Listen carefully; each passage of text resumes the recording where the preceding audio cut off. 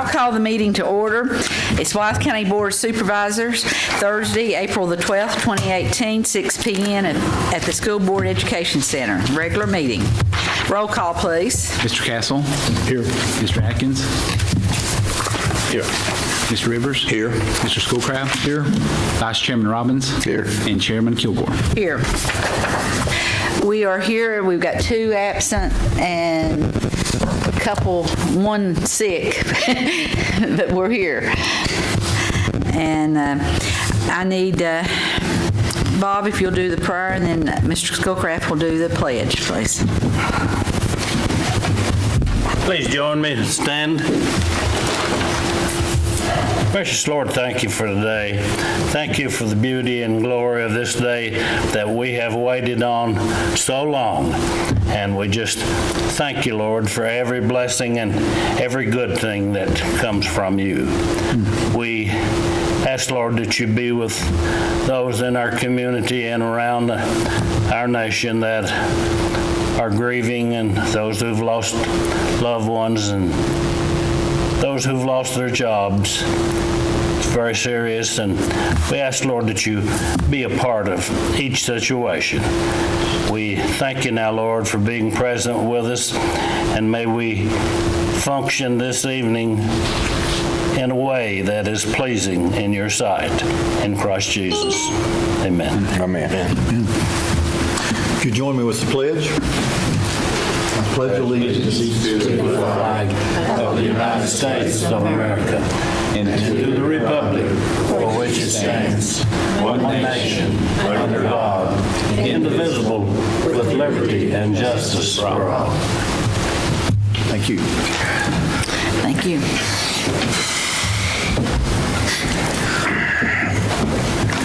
The first item on the agenda is the minutes. Do I hear a motion? So moved. Second. Was that John made the motion? Yes.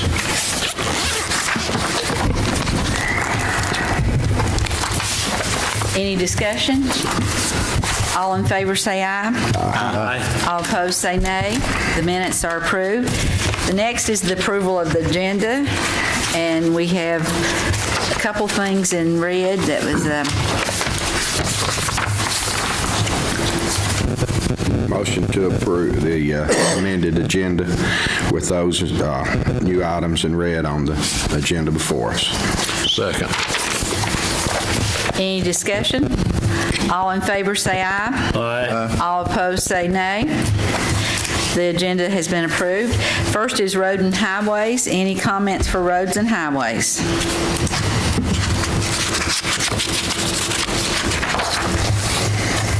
Board members, you all have any comments? Can I Yes. speak to our attorney just a minute? Okay. Have you had conversation with Jackie or that situation, Robinson Road, way down toward Crane's Nest? I've not talked to Jackie about it. I'm familiar with the situation. I think that was one of the areas that had gotten damaged during the flood, Oh, yes, it's terrible. but I'm not aware of what the status is. I don't know if there's enough money in Southwest Virginia to put it back in shape. It's just, the road's going away and going right to the creek. So, If I'm not mistaken, I think there was property issues as well with neighbors that didn't want to give additional right-of-ways. But I will follow up with Jackie. I know that. well, that's been going on a long time also. Yes. Okay, I think thank you. the last flood, we had issues as well, but I will follow up on that. Any other comments on Madam roads and Chairman, I highways? will offer a comment. Hearing Mr. Atkins talk about the flood situation, I know down in our district, from the floods, there was a lot of debris washed up along the highway, along the guardrails, and VDOT has done a lot of work to make an improvement, and to clean that up. But there's still areas in our district, and I'm sure throughout the county, that there still needs to be some cleanup along the guardrails and the riverbanks and that type of thing. Just as they can get to it, I would appreciate bringing that to their attention, and I appreciate the work that they've already done. Thank you, Madam Chairman. Okay, we have a public hearing tonight on proposed real and personal property tax increase. That's page 9 of your package. And that's the real and personal property taxes, page 9.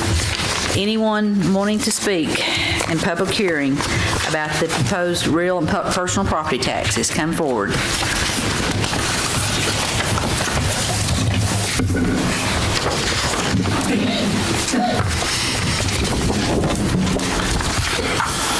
Good evening. My name is Lloyd Robinette Jr., and I live at 1707 East Stone Gap Road, Big Stone Gap, Virginia. I have lived at this location for the most of my life. I am a graduate mining engineer from Virginia Polytechnic Institute and State University, and hold various certificates and certifications associated with the mining industry. I thank each of you for the opportunity to speak at this hearing tonight, and I want to begin by saying that what I have to say and what I may say in no way represents my employer, any of my previous employers, or anyone other than me. I have been gainfully employed within the mining industry and or associated with the mining industry for 46 years. In addition, my wife and I own a small corporation and manage a family farm. I have paid taxes since I was 15 years old and am still paying income tax today. I believe in the free enterprise system. I support our police force and our military. I am proud to be a Virginian and, most importantly, a citizen of this great country that we call America. My primary role tonight is to let you know that I do not support any tax increase in any form or fashion within Wise County. Overall tax reassessment did not go down. In fact, it increased and went up in a lot of cases. Therefore, I find it hard to believe that the county will lose revenue from its real estate. The overall property level in Wise County tells us there are many citizens who absolutely cannot afford to pay higher taxes. Some must decide whether to pay taxes, buy food, or purchase their medication. The economy in Wise County has declined. We have lost hundreds, maybe thousands of high-paying mining jobs, as well as other associated jobs within this industry. It is amazing to me that when I look at the higher number of homes being sold at foreclosure, and by the way, this is in addition to all homes that are already on the market for sale. Wise County appears to be losing population year after year. It would appear to me that our primary goal would be to reverse this trend rather than promote this trend in higher real estate taxes. Businesses have already had to streamline their organizations. And I spent over 30 years in the industry myself, and I know a little about streamlining. We did not have the opportunity to raise taxes for additional revenue. We were forced to cut spending. Our biggest expense in business, as well as government, is employees. I've been faced with many times with having to cut personnel positions when there was no other expense to cut. Everyone is wondering what you are doing to streamline county government today. What are you doing to become leaner during these hard times while businesses are struggling to stay alive? If my memory is correct, I believe that I read that the justification for the tax increase was for public safety and school debt. Make no mistake, I support public safety and, most importantly, a quality school system. I plead to each of you that none of you attempt to cut anything from the budgets of public safety or the school system. We are all saddened by some of the recent horrific events that have happened around our country. Because of these events, there could, and it is a good possibility that there will be more federal and state funding coming our way to help increase public safety. I remember a few years back that I read that a county close to ours applied and received grant money from Homeland Security. They applied that money to to police cruisers and radar equipment. I would hope that if such monies become available, that you would use this money wisely. As far as school debt, a few years back, the Board of Supervisors created a special fund that was to help those debts.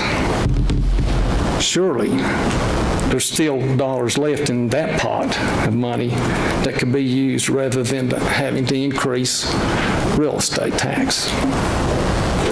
All I'm asking is please for the citizens and the taxpayers of Wise County, do not raise taxes at this time. Be vigilant, use our tax dollars wisely, and make cuts where possible. Thank you.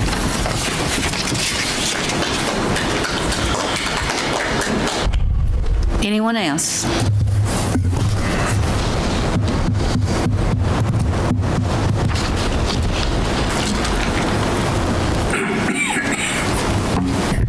Walter Krause, Hurricane Section, Wise County.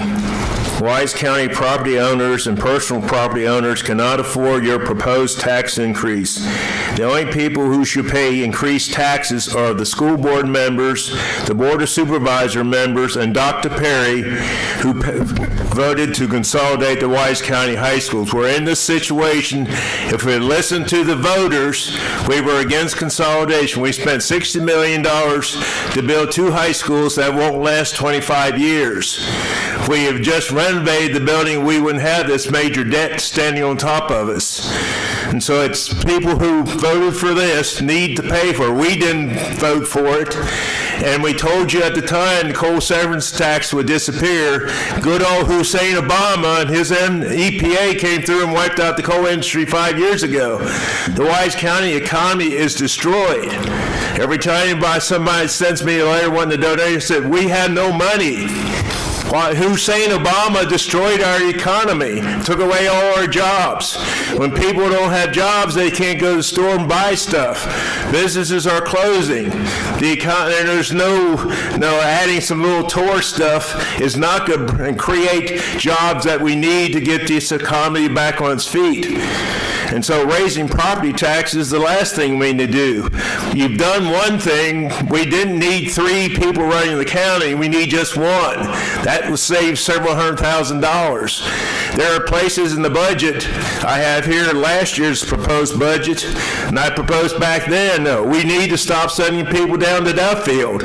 We've got to quit using that place, is eating us out of house and home. The sheriff can supply us with people to put into schools without increasing any cost whatsoever to the school board or to the county. And how can we make a budget out? The school board doesn't even know what money we're going to get from the state. And to that incompetent governor we have up there and his incompetent people he got in the House of Delegates can get a budget together, nobody can even prepare a budget. And the only reason you're doing this right, you're just trying to guess out of nowhere what you need for money because you're going to mail the tax tickets out in a couple weeks. And so we need to stop this craziness of raising property tax. People cannot afford it. And people in Social Security have fixed income. They can't afford anything at all. Food's going up.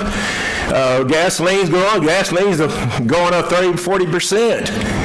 And health costs keep going up every day. All their expenses, they have no control, keep going up. We got to at least help them out a little bit by keeping the property taxes from increasing any. And some properties, of course, will be going up in valuation.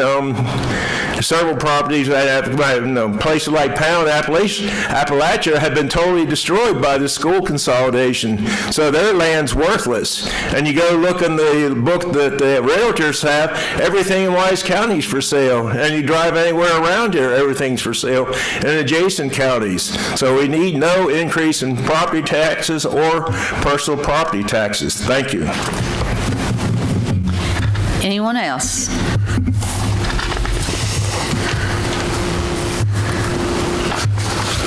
Good evening. I'm Juanita Quillen at 8055 George Rayner Road in Pound, and I'm asking you to please reconsider the proposal to raise Wise County taxes.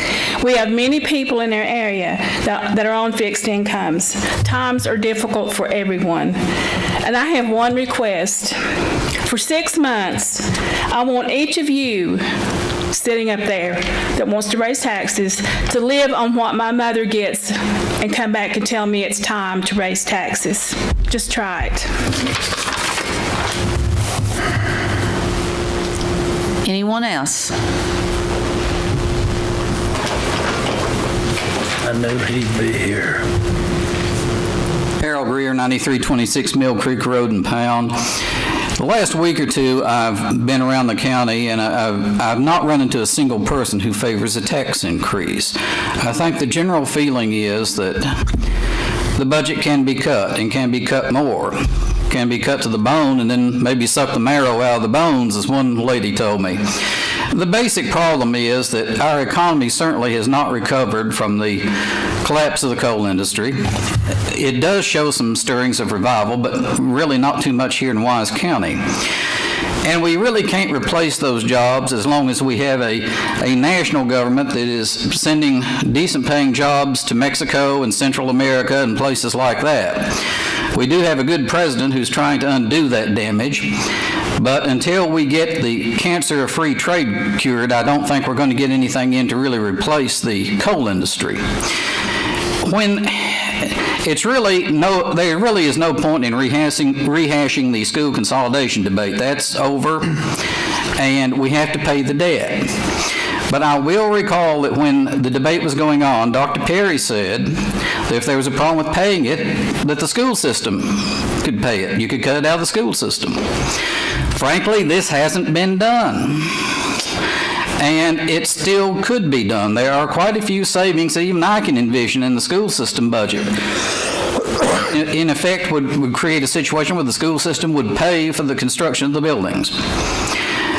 Whether we like it or not, this is going to happen because a lot of the taxpayers, especially the small holders in Wise County, are very much concerned if this increase goes through, what will happen in 2 or 3 years when the school debt level and the interest goes up? Will they have their taxes increased again? To a lot of these folks, it just seems like it's an unending cycle, and they're frankly scared of it.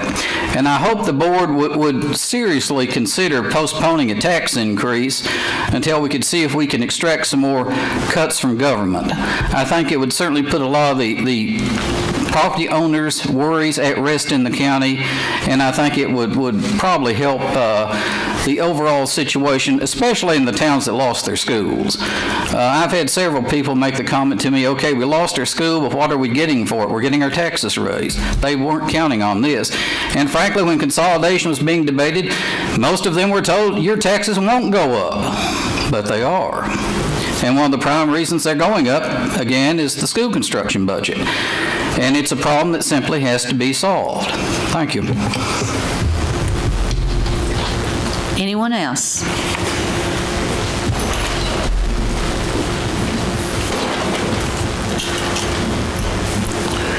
I'm Glenda Skeen from 6855 Hurricane Road. I've got a strong voice, so I'm going to remove that. And I am definitely opposed to raising taxes. I have some property in Pound, and it's honestly not even worth burning because there's no income in Pound. And people, they say, and we continue to talk about tourism, what on earth does anyone want to come to this county for? To visit a stripped out mine that's never been reclaimed or something like that? Or businesses that have closed, the doors shut, and enough stuff growing on the inside of the windows, you know, that probably never open again. And like the previous speakers spoken, the school debt has really been a bad thing for us in this county. I mean, as some have said, there's already had to be repairs to freshly built buildings. So that hasn't worked. And I understand that Alpha Coal has paid back a debt that they owed in taxes over $1 million. Couldn't we use that and not raise taxes? Because to me that makes perfect sense. If we got a little benefit, why raise the taxes on people that we're living in a poverty area? because most people in the hurricane are on the Social Security that they earned, or they're be getting a free ride for what they did not earn, and which is shameful. Everyone that is able should work.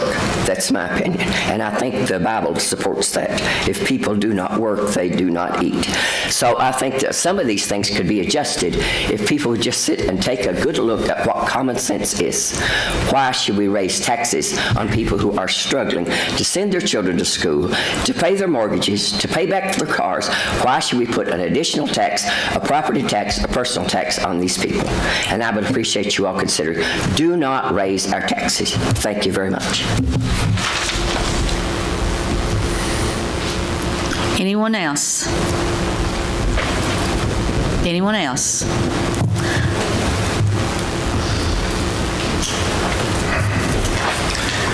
Clyde Quillen, 8055 George Ryan Road, Pound, Virginia. I'd like to speak on the taxes.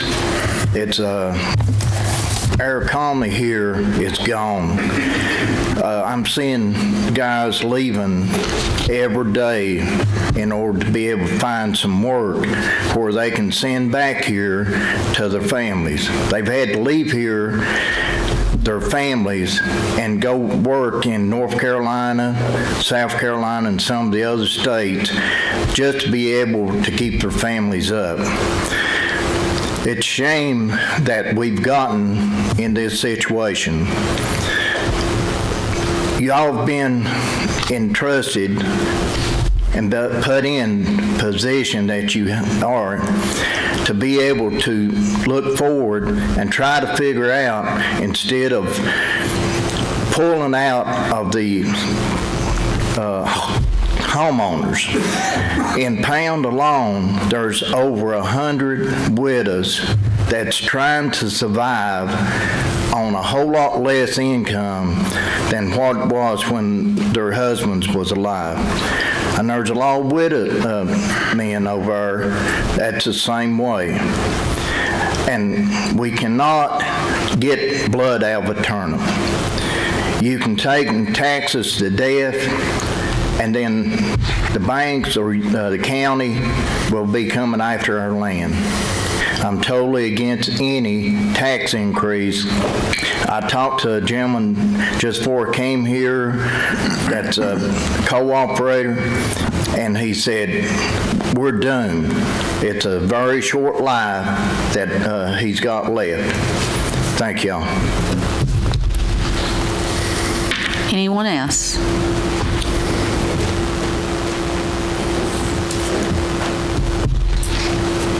Not seeing anyone else, I will close public hearing. The next item on the agenda is presentations, and we have no presentations, so then we go to public expression.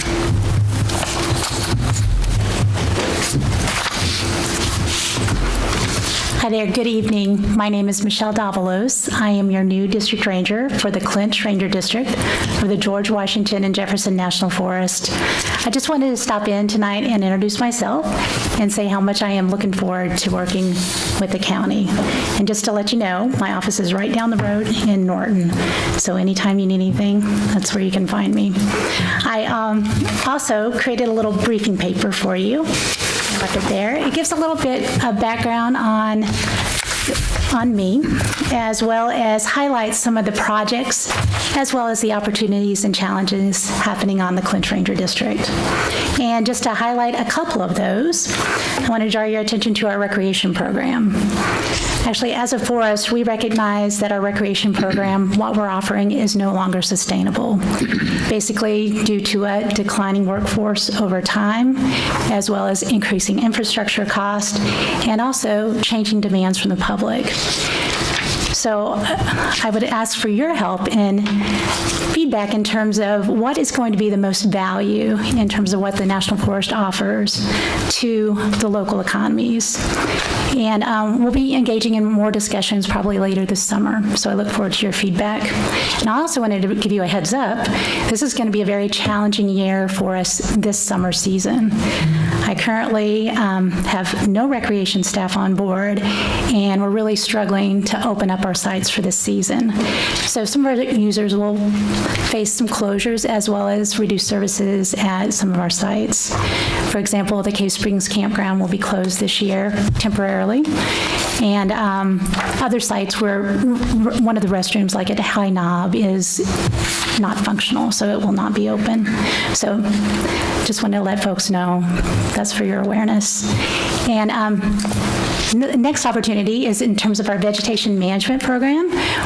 We know that we need to increase our energy into that to make sure we are providing healthy forests that not only provide wildlife habitat, but wood to local industries, and can also be reduce our susceptibility to insects, disease, and wildfire in the long term. And one of the key opportunities that I really want to tap into as a district, Congress a few years ago gave us a permanent stewardship authority, which actually would allow us to use the receipts of our timber sales to invest back here on the forest, to go into watershed improvement projects. So that means we might be able to fix some roads, some trails, and some other things. So that's just a couple of highlights. I know I only have 5 minutes. Anyway, I just want to say hi, and I look forward to working with you all. So the timber sales in Wise County would stay in Wise County for improvements in Wise County, or? Actually, they would stay on the forest. So, and I will do my best to keep them on the Clinch Ranger District. So. But they could go anywhere. They could. Just wondering. Usually on the forest, but I'm going to work hard. Well, in a forest, but that forest could be located in anywhere. Well, it would be on the George Washington or Jefferson National Forest. Okay. Any questions while we have her here? And thank you so much for coming. Thank you. I know that you've possibly been asking for local help in keeping some of our campgrounds and things open. What kind of help, how would that work? What kind of help would you be looking for? You know, right now, immediately, you know, I'm very thankful. We have had all kinds of volunteers stepping up, whether it's helping us complete condition surveys to see what needs to be addressed, as well as even other districts on our national forest are coming down. I have a gentleman coming down to help with our water systems, and hopefully we can get those open. I may need other help. It might be in relation to our water systems. There's all kinds of different things, but I'll be reaching out. Okay. Yep. I understand you're originally from Bristol, is that right? I am, yep. So I grew up in Bristol, the Virginia side, and went to school at JMU. So my career's taken me around the country, and now I'm back home, so glad to be near my dad and sister. Any other questions? Thank you again so much for coming. Thank you all. Okay. Anyone else for public expression?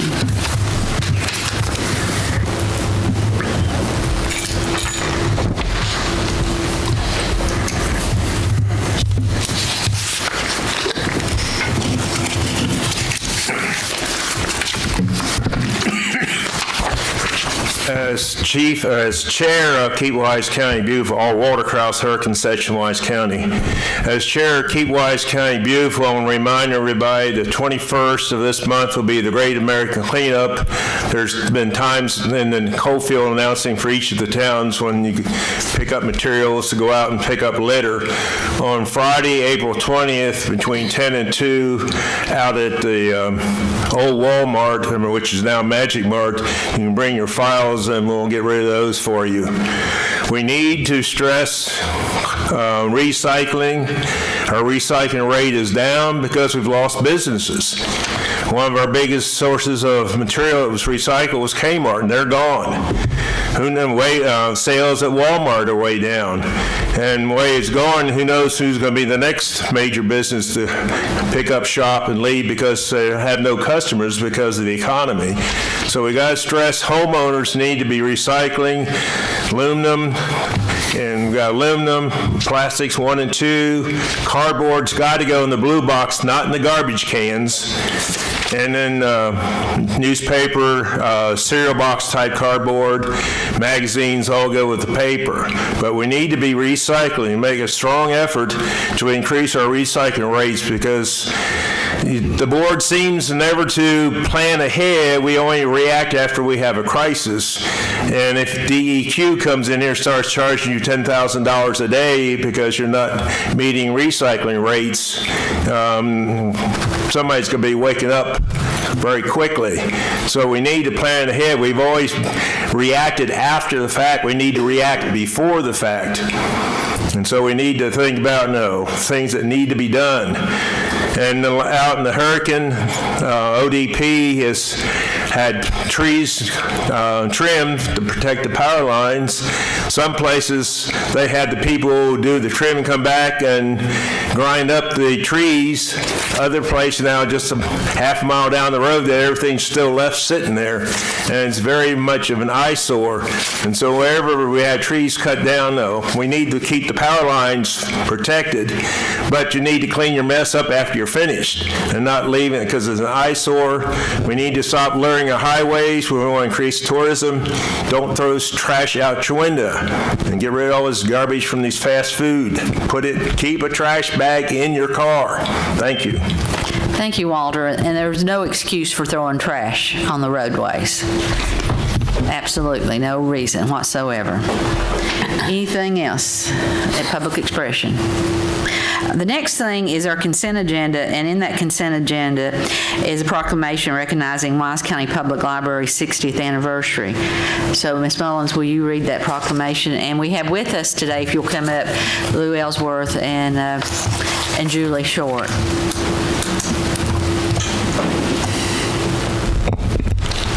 This is a proclamation in recognition of the Wise County Public Library's 60th anniversary. Whereas local citizens and organizations following World War II have sought unsuccessfully to have a public library established in Wise County, and whereas the Virginia Library Board, bolstered by the Federal Library Service Act of 1956, sought to encourage the establishment of public libraries in rural communities, and whereas the newly organized branch of the American Association of University Women in Norton in early 1957 decided to promote the establishment of a public library in Wise County.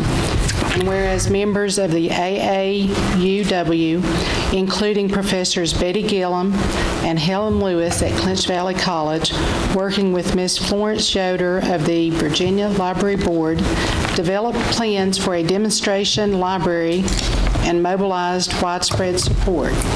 Whereas the Wise County Board of Supervisors, with the unanimous endorsement of the Norton City Council, voted to seek a library demonstration grant to operate a public library to serve all Wise County in the city of Norton, and to create an advisory board which met for the first time on August the 4th, 1958. And whereas the State Library Board approved the demonstration grant to operate a public library in the former VFW building on the Wise Norton Road, and authorized Florence Yoder to continue to assist with the planning.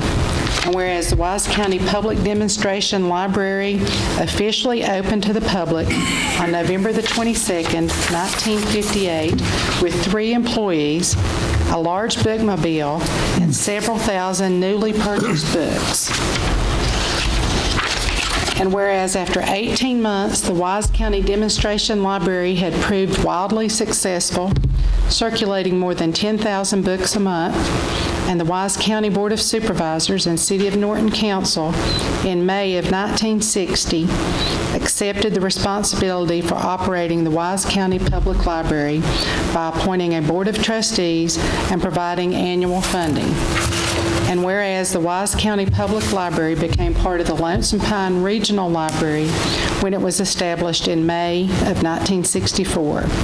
And whereas the Wise County Public Library continued to expand with the ongoing financial support of Wise County, the City of Norton, the Library of Virginia, several residents, civic organizations, and companies, so that the facilities on the Norton-Wise Road were deemed inadequate and a new library was constructed on the Joel Vickers Orchard property in Wise and dedicated on July 1965. And whereas over the ensuing decade, the Wise County Public Library offered programs for all ages, outreach services, literary initiatives, job seeker and small business resources, a growing information service, and other means for community support, learning, and economic growth, so that a large addition to the facility was built in 1987.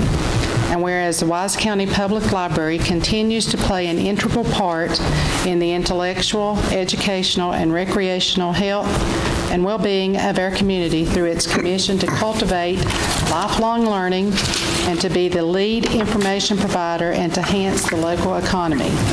Now therefore be it proclaimed that the Wise County Board of Supervisors hereby proclaim the week of April the 8th through the 15th of 2018 as the National Library Week and celebrate the 60th anniversary of the founding of the Wise County Public Library, adopted by the Wise County Board of Supervisors this date, April 12th, 2018. Thank you.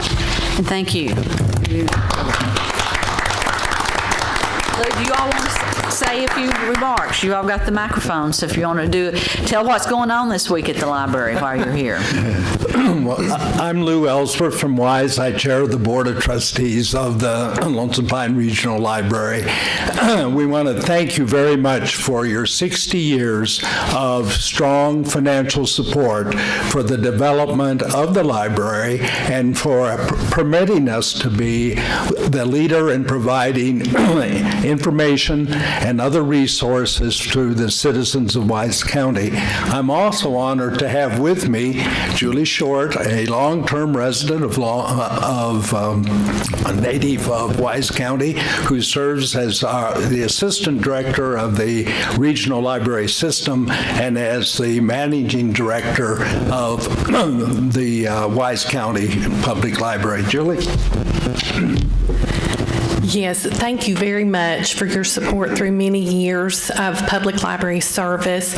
We've had a wonderful week for National Library Week. We celebrated our 60th anniversary on Sunday with somewhere in the neighborhood of 300 in attendance. We kind of lost count because they were coming in the back door through the mechanical room and through our periodical room. We were just so pleased with the turnout, and we thank Chairman Kilgore. She spoke very beautifully on behalf of the Board of Supervisors, and we continued our week with activities that have been very well attended. We've had school groups singing. We're having a Yahoo Palooza tomorrow to kind of end our festivities. So if you would like to put on your cowboy boots at 10 o'clock, we have a place for you. So we thank you, and we look forward to many more years of celebrating library service in Wise County. Thank you so much.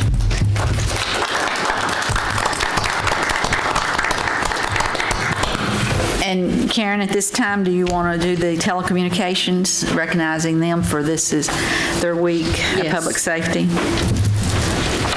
We have a resolution for Public Safety Telecommunicators Week.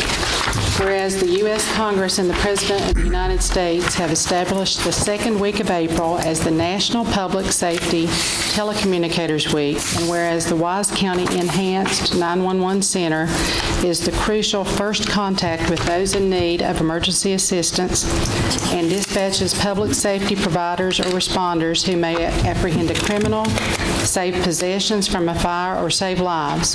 And whereas the 911 Center employees are devoted to customer service excellence and a high level of professionalism.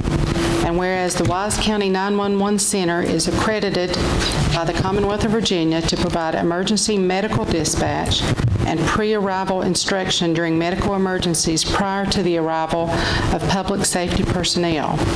Now therefore be it resolved that the Wise County Board of Supervisors, on behalf of all residents of Wise County, do hereby proclaim April the 8th through the 14th, 2018 as Public Safety Telecommunicators Week in Wise County, and urges all residents to show appreciation and say thank you to members of this profession.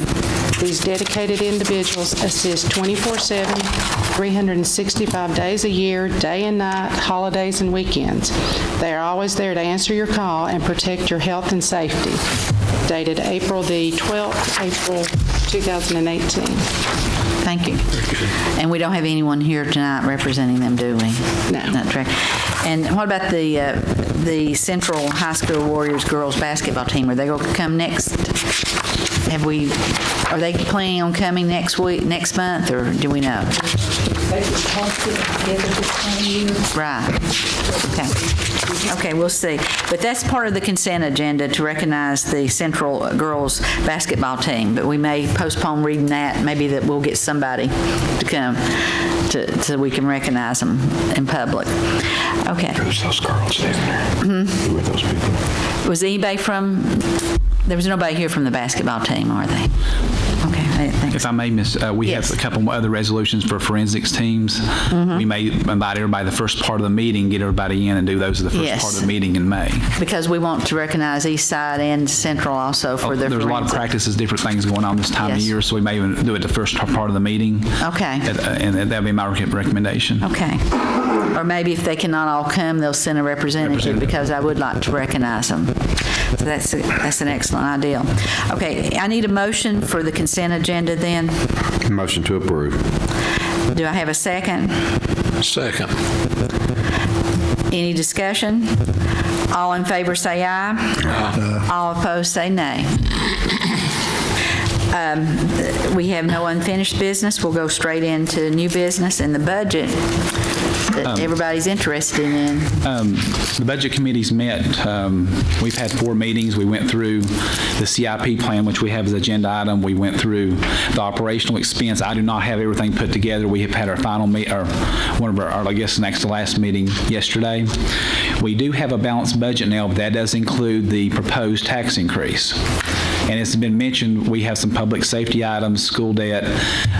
We do have a reduction in school funding included in that draft budget.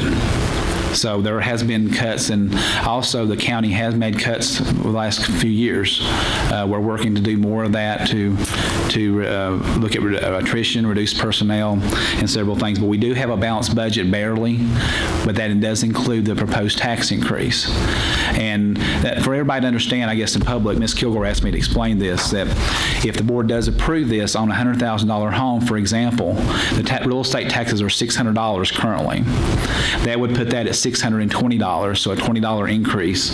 It's a penny or $10 per penny on a $100,000 home. So that's to explain that. And we've went through several analysis of the budget to look at, and this has not been easy for me to propose because I'm very conservative, but the board members are faced with a huge decision, looking at school debt, looking at the public safety expenditures, looking at the needs. So it is a huge decision for the board to look at, and it's not been, in my opinion, taken lightly at this point.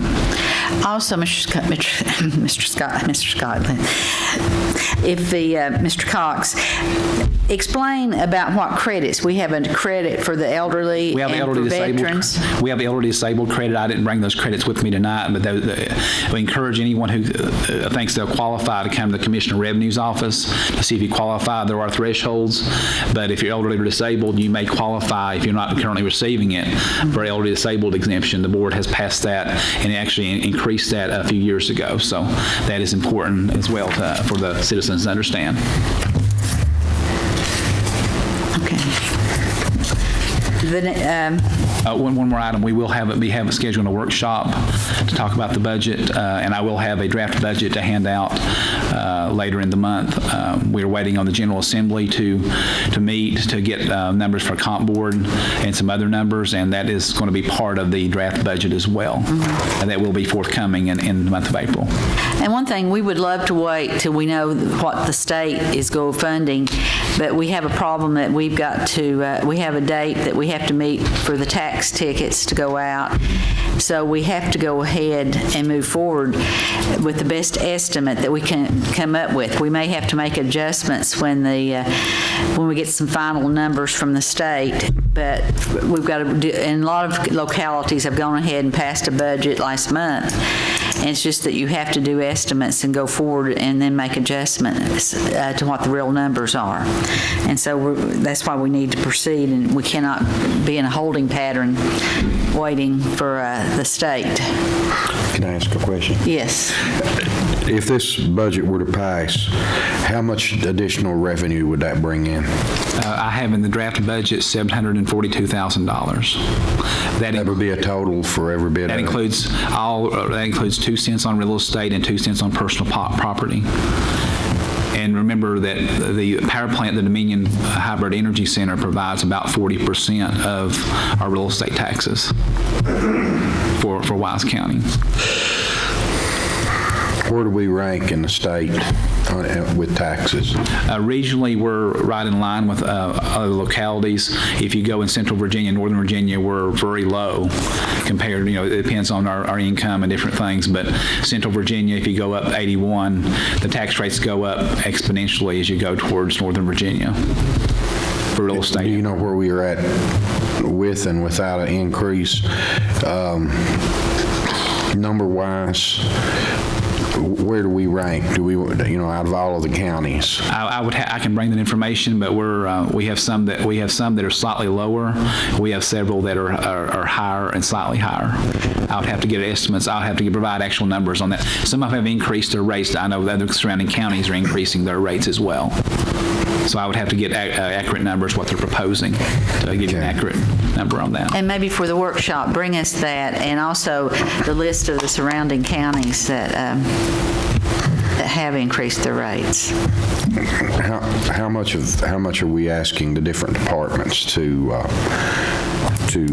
cut this year? Are we asking for cuts? We've not. We're still looking at that. We're going to ask for cuts. We have cut some departments back in the budget committee. That will be the workshop for you all to decide if to go after further cuts to fund school debt. We have cut the school system $500,000 in the proposed budget, because they are receiving additional state funding. Their total budget has not been cut. No. It's that because they got money from the state, because the state recognizes that the financial situation we're in, and they have received extra money. The estimated budget, they've not finalized their budget, but I understand it's about $2 million plus increase in their state funding. If I may, please. Mr. Cox, how long has it been since we have had a tax increase? 4 years. 4 years. And prior to that, it was much. We went from 57 cents on real estate to 60 Right. cents. So that's not something that the board is, what am I going to say, fond of doing and changing and putting tax burden on our taxpayers. We agonize over every dollar, every employee, and sometimes you just can't do any better. And as Ms. Kilgore said, we'll have a better look when we see that everything that's coming in from the state gets here. But it's tough times, and our coal severance tax was such a blessing. We don't know if we'll ever have anything near that again. I've been with the county 9 years, since 2009, and when I came, we were receiving a total of $14 million, which half of that goes to the coal road and half of it goes to the general fund. And we're now budgeting this year $700,000, where we were receiving $7 million into the general fund. So it's basically 10% of where it was, 9 years ago. And not many businesses take a $7 million cut and still be functioning. And basically what, I guess, I was determined there'd be no tax increase till actually Parkland. And then I realized that we could not keep cutting and not wanting to give to public safety, guys. We've got a responsibility to the citizens for safety, number one. And so that in schools right up there with safety. So this is an obligation we have, and we take it seriously. It's not something we do lightly. We know people are struggling, and we know people are out of work. It's our friends and family members too that are suffering. but we also know that we have a responsibility to keep the county as safe and secure and to meet our financial obligations. Anyone else? Madam Chairman? Yes. I had some comments that I was going to make once there was a motion to increase taxes, but since we're on the budget committee comments, I'm going to make some of them at this point.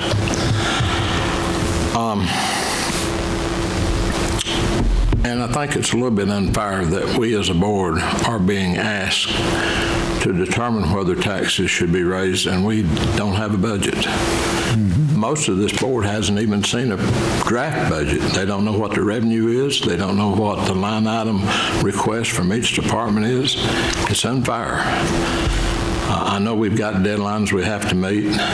It's unfair that the state hasn't approved a budget and probably won't until the 18th of this month, if then. It puts us in a hard place. But I guess the numbers that I want to present based on my thoughts why we do not need a tax increase this year. Our current budget shortfall in revenue from last year to this year is going down approximately $4.2 million, a significant amount of money. However, last year, as what I think was a part of good planning, this board decided to pay off the debt we had on our Justice Center. That was a little over $3.6 million. One-time expense. We don't have to have that $3.6 million in this year's budget because we paid it off last year to help future budgets. So when I do the calculation, we're only about $600,000 short. Out of that $600,000, I'm going to call it a windfall. We did have revenue come in unexpected from a lawsuit. And I've been told, well, last year we projected that we would collect $500,000. We collected $1.17 million. That's $600,000. That gives me a balanced budget right there, as long as we level fund. That's not the only windfall that we received. We received another $200,000, and I'm sorry, but memory slips me. It was somewhere in January or February of this year. I can't remember the source, but that's another $200,000 of unexpected revenue. The bottom line, I believe that we can level fund this year. I think public safety should be probably our number one thing that we look at as a Board of Supervisors.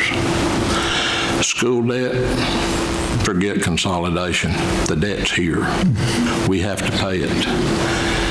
Does the debt go up this year? Not what's going to go up next year and not what's going to go up the year after that. Level funding this year, will it help us next year? Will it help us the year after that? No, it would be good to have the tax increase now.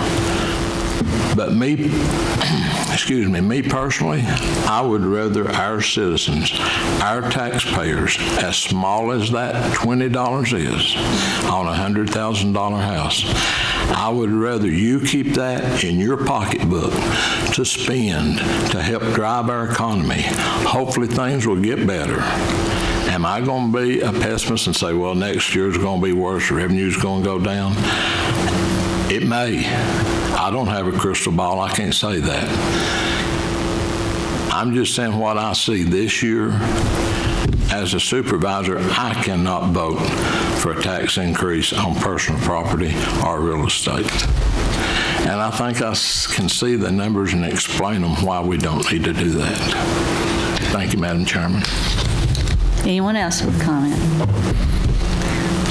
May I ask a question or two? If I'm following you, You said that we would be $600,000 short based on the paying off the Justice Center last year. Based on revenue projected income. And then we had income unanticipated coming in, $1.17 million. But I've been told that part of that was accounted for in this year's revenue, but not all of it. And in addition to that, we had $200,000. Yes. I've got a couple issues with that. One of them is I've not heard anything at all about that. And as a board member, I really think we should hear that. We should have knowledge of that kind of income. That's significant income. And that disturbs me that we don't hear about that. The other thing is, if I look at that, then $600,000 off of the total there, we're going to be looking at somewhere around another $600,000 to the good that we would have for whatever expenses we might encounter. So, you know, it's disturbing to me that we don't hear about this income. I just am bothered by that. And I'm bothered again, too, by the fact that as a board member, we're charged with the responsibility of monitoring a budget or implementing a budget, and I've not seen any kind of budget figures at all and don't have any knowledge of it. And I don't know how I could make any kind of constructive comments about a budget without knowing anything about it.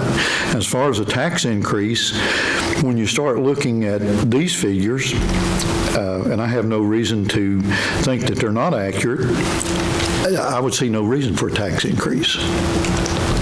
If I may. Well, first off, last year we paid the Justice Center off with fund balance. It was not revenue, it was fund balance. That come directly from, we can't, I mean, I don't want to, we can't just look at revenue, we've got to look at expenditure side too. Health insurance for the county went up 5.1%. Workers' comp goes up. VRS went up 2.3%. So on the expenditure side, that's what's the revenue. Machinery and tools have declined. I mean, personal property is declining. Several taxes have declined. Mr. Rivers is correct as far as that, you know, as far as the numbers there, but we're looking at the expense side, the expenditure side. I can't do anything about VRS. I have to bake that into the budget. I have to include the workers' comp. I have to include the regional jail. I have to include all the costs involved that have increased, and I mean it makes expenditures goes up. So that's where that it's at. Plus the debt service. My financial opinion, and we can, you know, we still have Davenport on retainer, but I don't want to come up 2 or 3 years later down the road and have to increase taxes 6 cents because we don't. I mean, I'd rather do it and let people pay as we go along and put the money back. And we still have a reserve balance of $4.5 million for debt service, but our debt service is going to within 2 more years, it will go to almost $5 million. Is that $5 million more than we have now? No. It's 1.7 more than we have now. It goes approximately 4.7, 4.8 million. And that's my concern, that if I've struggled with this proposing that we increase taxes, but it's expenditures are going up. I mean, the board would have the option to pass along the insurance to employees, but we have no raises baked into the budget. We have no raises, no pay increases factored in the budget this time. So that's the problem that we have. I'm unbalanced without this tax increase. I'm unbalanced as far as revenue. You know, looking at revenue coming in and revenue going or expenditures going out, it's not balanced at this point in time. And when did you find out? It was just this month we found it. We was got since the the last money. board meeting. So I mean, and we've made no secret about it. We talked about it, and it's definitely not a secret because somebody mentioned it in public expression that we have gotten that money. So we have. I mean, it was not a hidden factor. And it was unexpected. We have Ms. Smith here tonight, but it was unexpected. She may want to speak to that, but it was wasn't expected that they would pay that. Is that correct, Ms. Smith, as far as the revenue from the coal company? Okay, I'm not sure what y'all are talking about. Yes, I mean, I've been working on it for a couple of years as far as dealing with bankruptcy court and things like that. We did expect them possibly to pay, bankruptcy court allowed them to pay over a 5-year period, but they had to pay our interest rate at that, so they chose to just pay the whole amount at one time. So that's money that we spent 2 years ago. yes.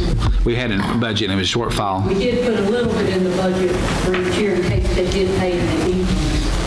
We still are doing a little bit more than the Department of Education also, and that's been calculated, so we should get another $175,000, I think. Okay, how much money, let me just ask this question. How much money do we have in reserve to pay the debt service on the schools? $4.5 million. $4.5 million. How much is the debt service on the school? Debt service is currently slightly over $3 million. And what's it going to go up to in 2 years? 4.7. 4.7. What's the total debt? The total debt we have outstanding? Yes, on the Around school. 57 million. And how much do we have in reserve to pay it? 4.5. That's not much, guys. Now, when that 4.5 is gone, when the 4.5 is gone, how much will we have to raise taxes to fill in that blank? Without knowing everything, it would be significant. If it's just, if nothing else changes, we can keep everything on an even keel. We don't do any raises. We don't increase anything anywhere. And then suddenly we get this jump in debt service. How much will we have to raise taxes to meet that? 2 cents bring in $700,000. It could be 10 cents, 12 cents. 10 cents at one time. That happened, but that means the economy continue declining. I mean, I hope that will not happen. If we can sustain where we're at now, that would not happen, but that's a very worst case scenario that you described there. That's the worst case scenario. Madam Chair. Yes. Are we going to vote on this tonight, or is this just information we're getting? This is just information. This is I've heard not the figures budget. here tonight I have never heard, or I don't know what they're saying. I don't know what they're talking about when they come. There's a 1.7 and there's 200,000 and all of these other things has never been shared with me. And I've been curious about where we stand from the beginning, and I asked that question last month about budgets and if we could get to see those budgets, but we're sitting here looking and talking about budgets when we don't even have a copy of a budget. So it's very difficult for me to even make any decision or make any comment about something that I don't see, other than the fact of what we talked about last month and the fact that we needed 2 cents, a tax increase of 2 cents. I made that motion last month, and if that's still the case, I make it again today. But I still don't know, because of what we talked about last month, that I don't have other than the budget committee and what you have told us. I've never seen anything. And I don't know if the rest of you have or not. I'm just a new kid on the block, and I'm a rookie at this, so you have to help me out here. So. The timeline we have, the difficulty the board has is that we have the tax tickets have to go out. They have to be printed. It takes time to process them. So that's the pressure comes back on you all to set the tax rate in anticipation of what the budget is going to be. The state budget's not passed their budget. The schools have not passed their budget yet. So it's difficult for me to say what that budget will be. But then you all have the responsibility to set the tax rate really before you have all the information. And that's due to the first half of real estate being due May 31st. That's a date that really we have to, we're pushing the deadline right now to get all the tax tickets and everything set. And also the code says we set it in March, doesn't it? Yes. So we're already late, and the budget we have to have out by June. So every year we have to decide on the tax rate before we get the budget finalized and get the number from the state. And it is like we're putting the horse before the cart, many times, And the state does it to us. Yeah. Well, they're just passing it down. We're doing it to the public, so the state does it to us, and we do it to them. So. But now, if we can, we can make changes in the budget, and after, even after we set it, we can lower or up the budget. That's another question I had. Yes. And once we set this rate and the budget is completed and it's voted on, there's an option available to adjust this rate. Is that accurate? No, not the rate. Not the rate, the budget. You could, next year, Just the budget. you could, budget. But I think that with our workshop planning, my recommendation, which will be entirely up to the board, that if we have any opportunity to put additional money into that debt service reserve, if we can make it the cuts that Mr. Robbins referred to in other departments, which we need to look at, we should put that back to debt service. And that would be my recommendation. That was the I thought the plan, if we had any extra revenue coming in that we had not anticipated collecting or anything, we would not just go out and spend it. We would save it for the debt service. The more we put in that debt service, the more secure we are at meeting that obligation without raising taxes. And what I'm looking at personally, I'm looking at the fact we're going to have to pay that debt service. We're going to have to pay that. If we can build that pot up so that when it really hits hard and heavy, maybe we can keep a tax increase down. We can keep a major tax increase down, I'm hoping. But maybe we can keep it down a little bit now, add it in now. We'll build up over time. And if we can build that up over time and use that so that we don't all of a sudden lay out a 10-cent or 8-cent tax increase to everybody all at one time. Now, that would be bad. And that would really be horrible if we had to do that. If I could, I'd like to add one thing.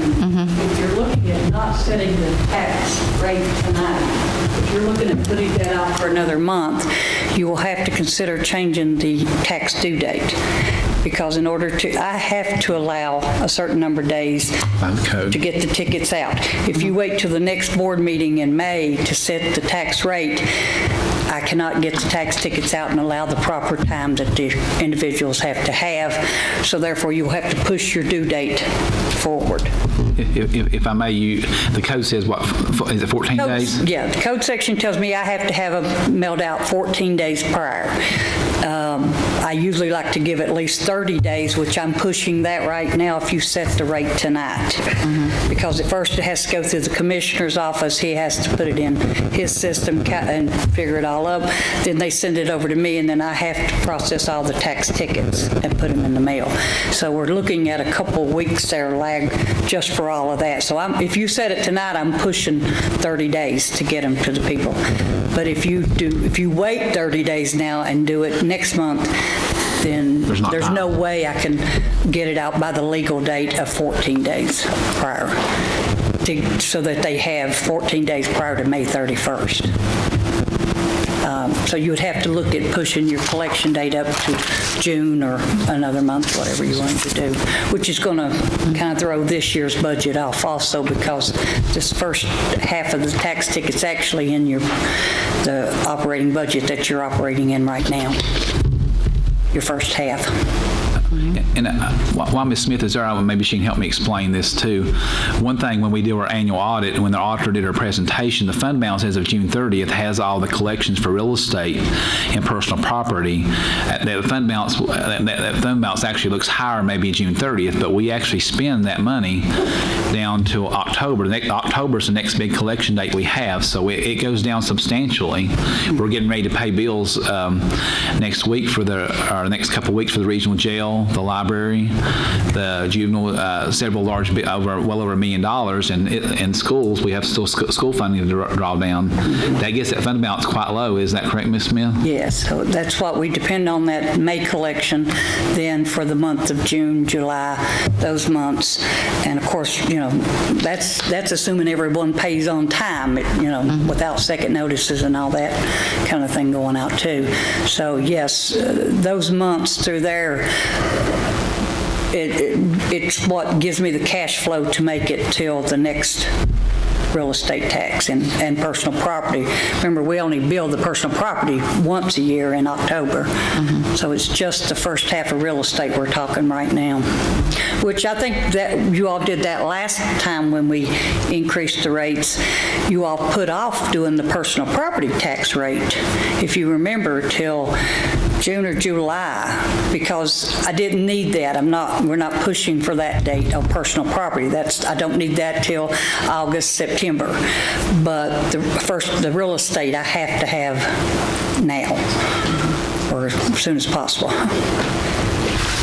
And the thing is, like you're saying that, like April now and the month of May is your low months until you get that collection in. And so if you look at the June 30th, you've got the next, you've got 4 months of operations. Right, sitting there in fund balance. That's what we operate on the first 4 months. So you're getting the financial in June, which is good for us when the rating agencies look at our financial statement.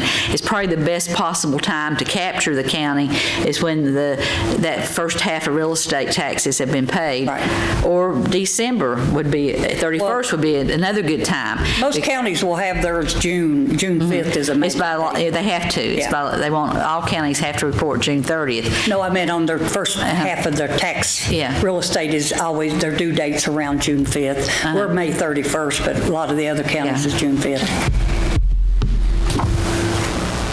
So that was all I wanted to mention, was that part's real important for tonight. If not, you're going to have to consider another factor of postponing the due date. Okay? Madam Chairman? Yes.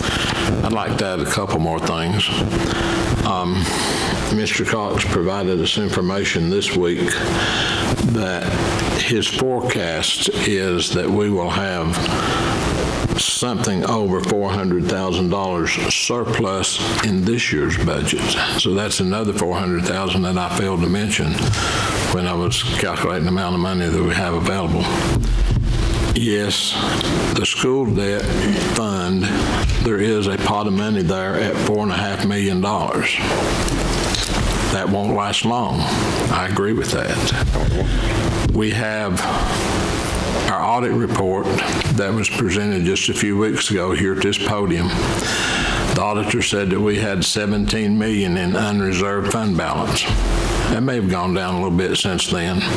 We just heard Mr. Cox say that next couple of months we're going to have to spend $1 million maybe to pay debts that we have.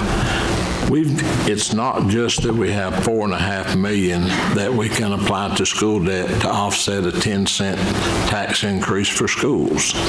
We have another pot of money there. We certainly can't take a large amount out of it. But as you heard, we're projecting this school debt over 25 years to be paid off. That lump sum is not coming all at one time. And we know, and Mr. Cox, I'm sure you're going to give us an amortization schedule, that at one time we had it when Dr. Perry was here. This debt is in different categories. We have Q-SCAB money. We had debt that we incurred. We had literary loans. Anticipation loans. So it comes in different amounts, different categories at different times, what we have to pay off. And I think as a board, we need to see that amortization schedule. We need to see where the bad years are. My point is this 2019 is not the bad year. There's worse years coming, and I'd rather you as the taxpayers and the citizens keep that money until we need it. Will we need 4, 6, 10 cents? I don't know, but I know that I'm willing to look at both pots of those monies, the school debt money and the unreserved fund balance, to help us get through tough times.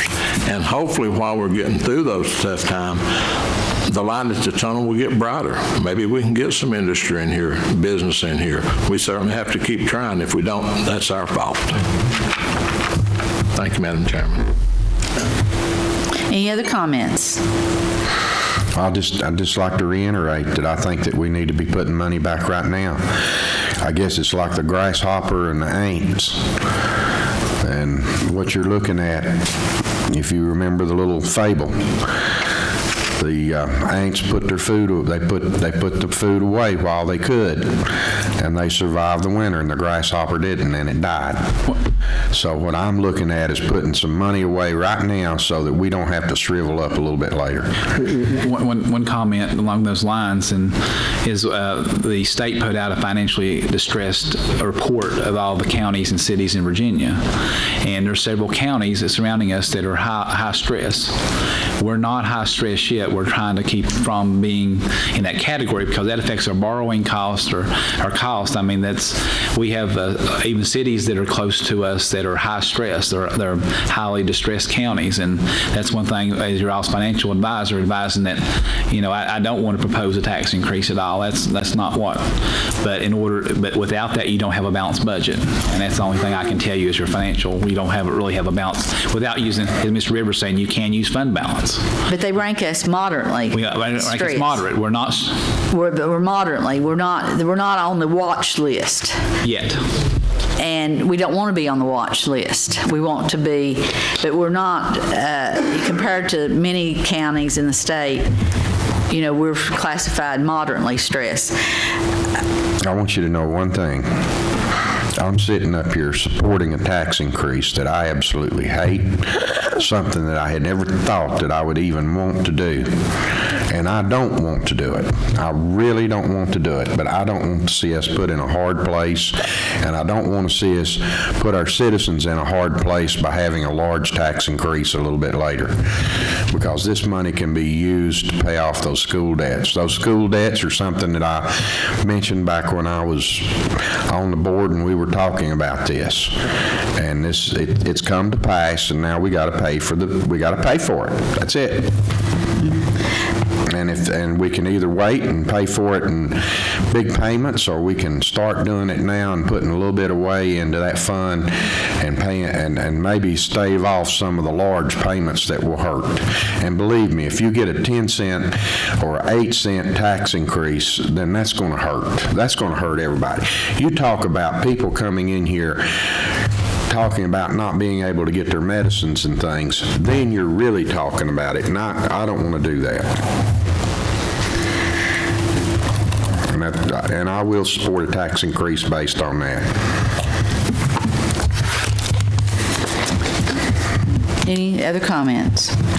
Well, can I hear a motion on the proposed real and personal property taxes then? Make a motion. I'll second it. And that is on page 9, as stated. Any further discussion? Yes, Madam Chairman. Yes. It's been mentioned about where we stand on poverty scale, and I believe you said that we were moderate. That concerns me because we are moderate. That means that we have a lot of citizens, probably 1 in 4, that's on that poverty level or below. My understanding is the federal poverty level is people making less than $14,000 a year. Yeah. That's based on our financials, not the counties. I'm saying that's federal. No. But, the point is we have people out there that have such a low income they can't afford. And the rest of my point is that what we do, it's not just what we as the Board of Supervisors do. Some of our citizens live in town. Others don't. Some of these towns have already increased their sewer rate, their water rate. Others are proposing to increase their sewer and water rate. The PSA this week proposed to advertise a sewer and water increase for this coming year. That's going to impact a lot of our citizens. So it's not just what we increase, but it's what they get increased overall by their towns, by their public service authorities, or whatever. A small amount of money from us and a small amount of money from the town and a small amount of money from a public service authority, it adds up. And it adds up in a time when the economy of Wise County is bad. We have people lost their jobs. We had people, our population has declined because people is having to leave here. They can't get jobs. So it's things like this. I'm concerned for our citizens.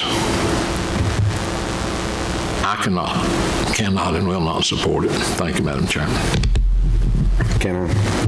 Yes. That's exactly the reason that I am supporting it, is for our citizens not to have a major increase come out all at once.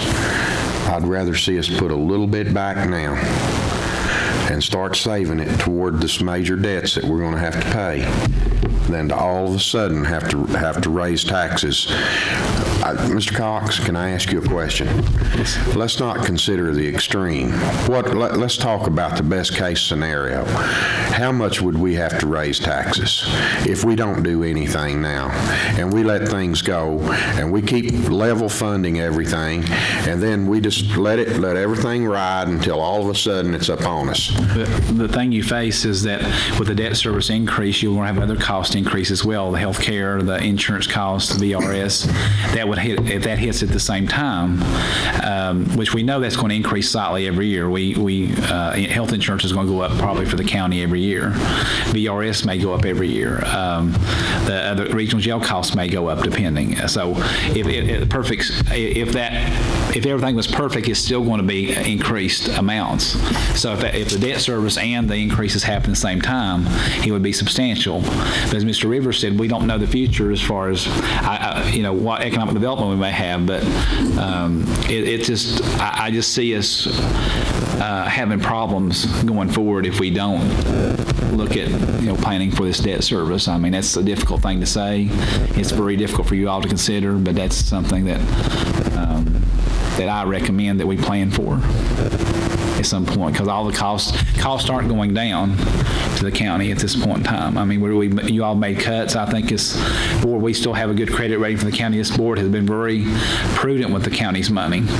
I think since I've been here the last 9 years especially, that I think y'all been very prudent as far as spending, that's going to have to continue. There's going to have to be cuts as well. I mean, I think when we have the workshop meeting, you all need to look at cuts to consider.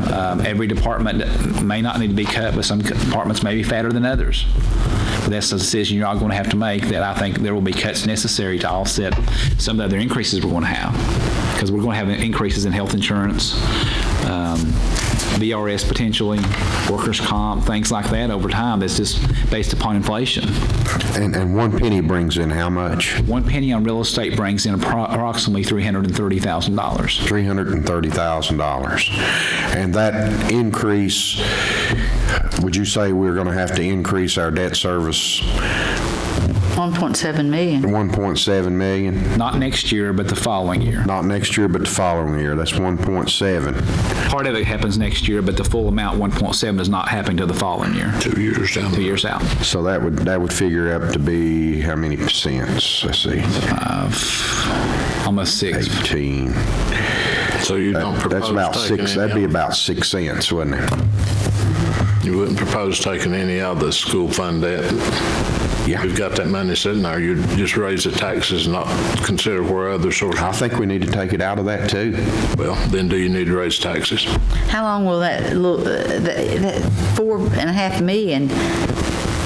If we took, it's not going to last forever. If you look at that, it wouldn't fund the increase for it wouldn't fund it for 3 years. It'd be 2 point whatever years it'd fund it for. That 1.7, if it and it goes up again.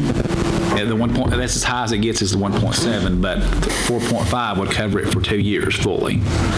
But only we've got unreserved fund balance, Mr. Cox. Now is not the time to raise taxes. But I did want to correct one thing Mr. Rivers said, just to clarify that the audit report did show $17 million, but we did use 3.6 of that, as he mentioned earlier, to pay off debt. So it's effectively less than 14 now.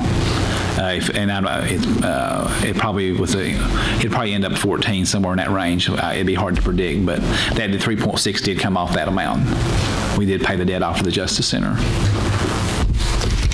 Madam Chairman, Yes. on the 14 million, is that money that's earning interest? Part of it is, see, fund balance is part of it's cash, but that may be receivables as well. Fund balance may be in receivables what will be collected. Remember, we have taxes still on the books that Ms. Smith has to go and collect at times. That's included in fund. That may not all be cash. Just as that other that she collected that was on the books, but it was not cash money that we could spend. So if it's, we have taxes all the time that are on the books that aren't collectible at that point in time that she's trying to collect. But how much money would we earn from that? Do you have any idea? Interest rates are still very low. Ms. Smith works very hard to try to forecast what I'm going to spend, what the county's going to spend. She puts that back to try to earn the best rate she can, but rates are still very low. They are increasing, but very gradually. You want to speak to that? How much? 1.5. It gets closer to 2. Yeah, all the investments are in some type of money market or investment pools. Earning interest. And how much are we required by the state to keep in our fund balance? There's no requirement from the state, but you all do have a debt or a fund balance policy that we put in early on. That's something that helped us be able to borrow for the bonds that we had. They liked that we had a debt service policy, and then also a fund balance policy. So we have a fund balance policy. I think it's 10% of our budget. So we have a requirement that you all have said of $5+ million. So that's what we should have. So if you take that... But that's very low. Most counties have a much higher balance. And counties in Central Virginia and Northern Virginia have a much higher balance than we do compared to their budget. But they're more financially stable than we are. So you have to take that 5+ away from the original, right? From that would be your offset requirement that you all want to hold back. Would be 10% of basically of your annual budget. And what happens to our fund balance when we have an emergency? It declines. If we do unappropriated fund balance, it does decline. If you all have an economic development project that requests $500,000, that comes straight out of fund balance. Our treasurer needs so much cash to keep us cash flowing that we can meet our bills. You spend that down, then she'll be having to not postpone and borrow money. She'll be going to the bank and borrowing money so she can make monthly payroll waiting for the tax collection. Some localities, they borrow money, and so when they get their taxes, they have to go pay off the loan at the bank, and then they start borrowing money again. And we don't, that's why we're not considered really severely stressed, is that we're meeting our bills without borrowing. But if you pull that down so much, then she will be juggling loans to meet payroll, and then she'll be, to get us till the October, and then it'll be rough, this part of the year waiting for May's collection. She'll be at the bank borrowing money, and that's when we really will pay through the nose in interest rates. We've got to have a balance because we're flowing a lot of bills through this county.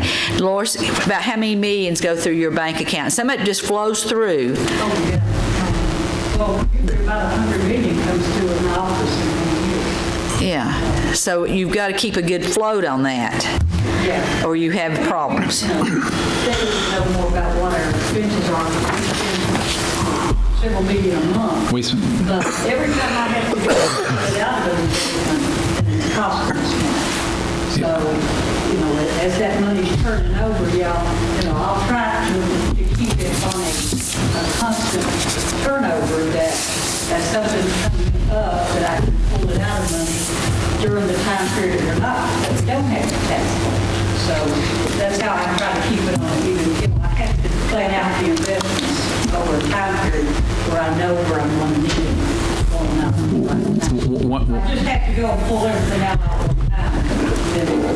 One example, especially during December, that we struggle with at times is the schools, they may not have collected their state and federal money. We have to actually loan them money to float them until they have a collection. So we have to pull local money to fund that at times for the state and local that's not been received until January. Yeah, so there's times when I've had to come up with $35 million just to carry it over until the money comes in from the state. So that's money I have to try to keep liquid somehow. And as Ms. Kilgore mentioned, we would have to have a line of credit at Line of credit. That's that what point in time many counties. if that happened. So We know that's what counties do, don't they, Dolores? They borrow money till they get their tax collections, and they pay off the loan and start borrowing again till the next tax collection. And we don't need to that's be where we're borrowing going to be. money. With this kind of talking, that's what we'll be in Right. 5 to 6 years. Dolores will be knocking on the bank door. Let me ask a question here now. You'll have to sell off some shoes, Dolores. Okay, let's take our 10% out. Let's take the $5 million out of the $14 million that J.H. talked about. You've got your $15 million. You're going to take $14 million out of that. I mean, not 14, but $5 million out of that. What are we left with? I mean, using that scenario, that'd be what, $5.5 million. We've got $5.5 million left. We take $5.5 million and we add to it the $4 million. How much is that? That's $9.5 million. That's $9.5 million. How long will that last? Our current expenditure rate No, I'm talking about on the school debt. How long is that going to last? And that's not assuming We that. can't spend it. I mean, that's what I just said. We can't go that low. But in an analogy, that would pay 2 years' worth. That's your That would pay reserve 2 years' worth. that we set way Pay back. bills. Yeah. That's why we set that, so that we would have a cash flow. Right. Yeah. So is there possibly going to be another tax increase later on? I hope not, but if things continue, it very well could be. And I mean, that's something I can't predict. I hope hope we get additional industry. I hope we're booming. I hope we got, 1,000 more jobs this time next year than we do now. But I don't know that yet. I can't predict that. And right. As that's declining. And we can't predict anything, really, can we? No. Nothing can really be predicted.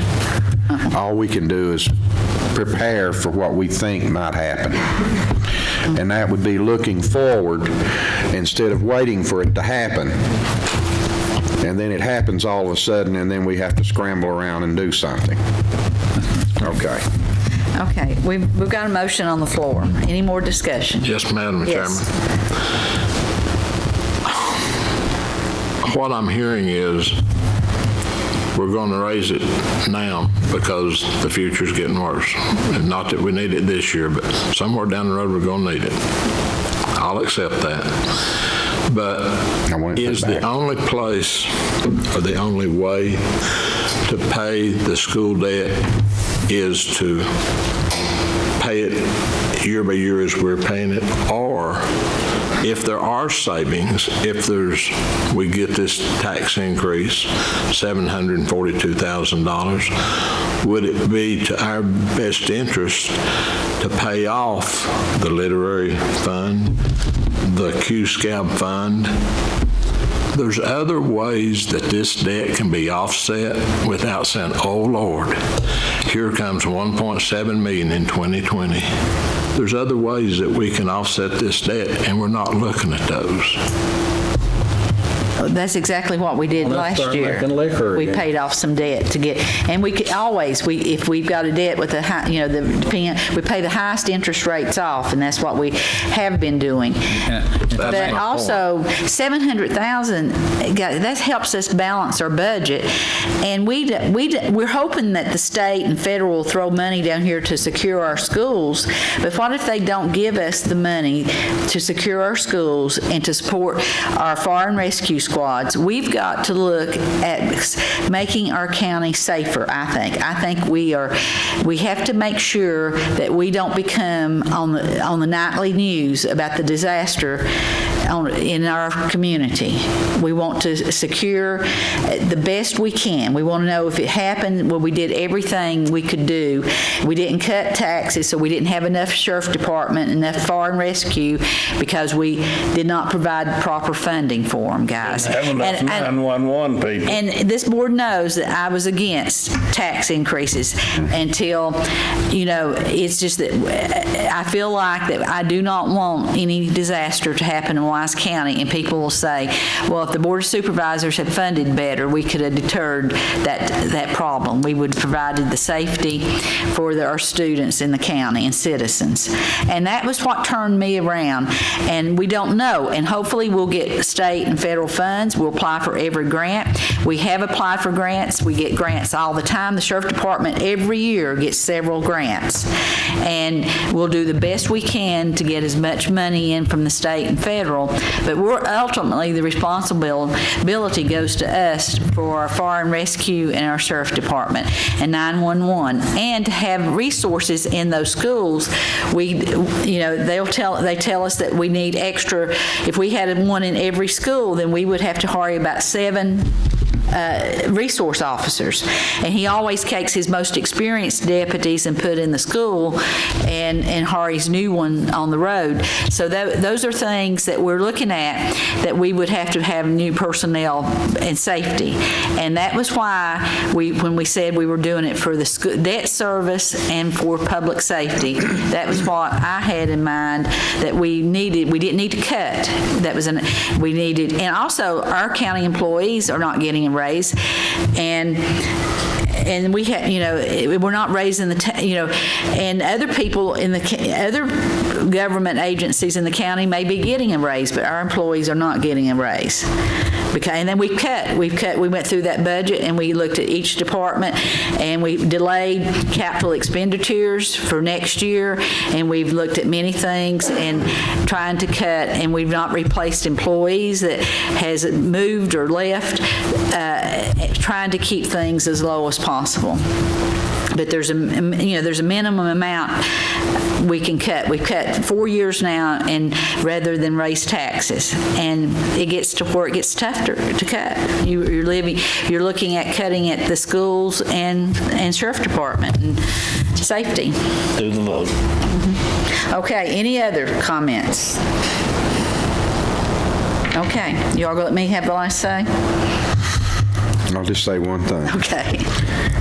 If somebody had told me that I would have been arguing for a tax increase a few years ago, I would have laughed at them, because I am very physically conservative. I do not believe in tax increases unless it's absolutely necessary. And this is one time that I feel like that it is necessary in order to keep hard times from knocking at the door, because we do have needs, public safety, and we do have debt service, and that's one thing I would like to see every penny of this go toward. Those two regions. Is for debt service and we have it, yeah. for public safety, and that means taking care of our kids and everything like that. That's the only reason that I'm voting for this, is because I want to see it go there, and that's the reason I will support it. Otherwise, I would not support a tax increase, period. Roll call vote, Mr. Cox. Mr. Castle? Yes. Mr. Atkins? Yes. Mr. Rivers? No. Mr. Schoolcraft? No. Mr. Robbins? Like I said, I would have never thought I'd do this, but yes. Ms. Kilgore? Yes. So it did pass 4-2.